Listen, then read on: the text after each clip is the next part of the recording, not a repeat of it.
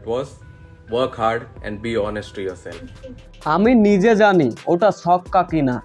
এবার সত্যতা প্রকাশ করে সব ফাঁস করে সরাসরি একই বললেন সূর্যকুমার যাদব নিজেই।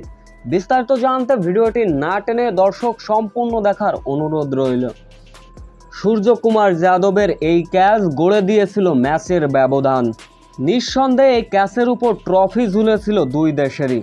আফ্রিকার জন্য এই ক্যাচ এক প্রকার হতাশা, অন্যদিকে ভারতের ছিল উল্লাস, আনন্দ মাতবার।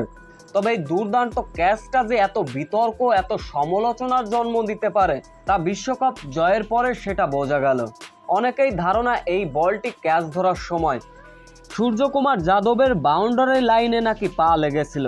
বিভিন্ন অ্যাঙ্গেলে রিভিউ নিলে দেখা যায় সেরকম কোনো কিছুই হয়নি, কিন্তু কিছু এডিটরের মাধ্যমে সেটাকে অন্যভাবে পাবলিশ করেছে কিছু সংবাদ মাধ্যম।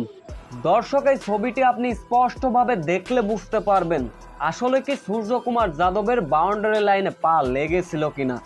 তবে সব সমালোচনার তোয়াক্কা করে হঠাৎ লাইভে এসে সূর্যকুমার যাদব বলেন, তিনি বলেন অনেস্টলি ভাবে বলতে গেলে এটা কোনো ছক্কা ছিল না।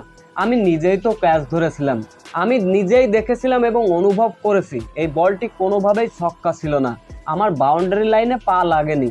সো ভিউয়ার্স, সে বিষয়ে আপনাদের কি মতামত? আসলে কি এটা ছক্কা ছিল নাকি আউট ছিল? এ বিষয়ে অবশ্যই আপনাদের মূল্যবান কমেন্টটি করে যাবেন।